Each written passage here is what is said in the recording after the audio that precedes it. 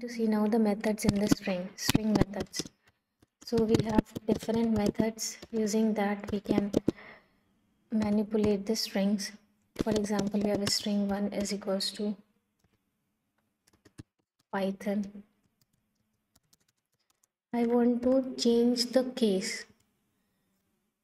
So if I want to change the case of the string, suppose str1, suppose I want to capitalize the first alphabet of the string str1. str1 is equals to Python. I want to capitalize P. There is a function which is named as capitalize. Using this function, I can capitalize the first alphabet of the string. If I run the code, then P is now in the capital letter.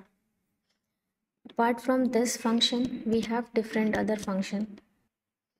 Suppose I want to find out what is the count of the variable which is, suppose I want to find out what is the count of y in string str1.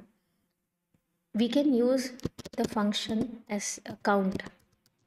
We can use the function count for that, and I want to count y. What is the occurrence of y? How many times y occurs in the string?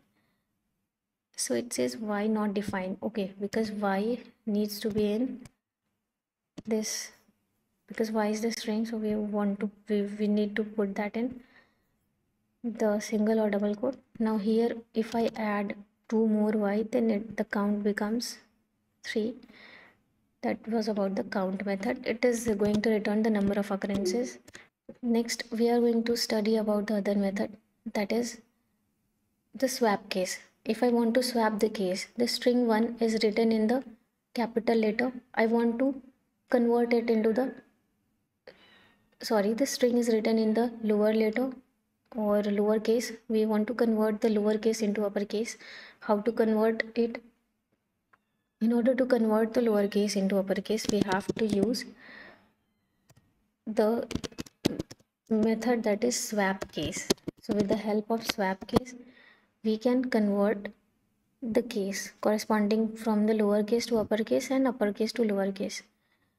Now let's see the other method, and the next method that we are going to see is the find. So if I want to find what is the index of P, so find method returns the index of the particular value. It is going to search where the particular value is present. So again, I just forgot to give here the inverted comma, then it says 0.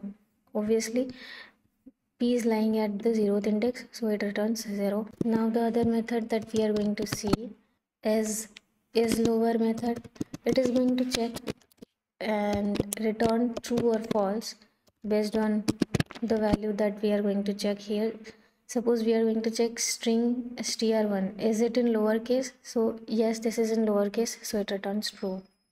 If we write it in uppercase, suppose we write Python in uppercase and then we again run the code, so it says false because it is in uppercase.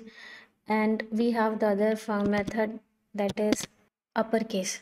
So upper method is upper method will return true if the string is in uppercase, otherwise it will return false. So here str1 is in uppercase, so it is returning true. Apart from these methods, we have different other methods in this string. You can check that.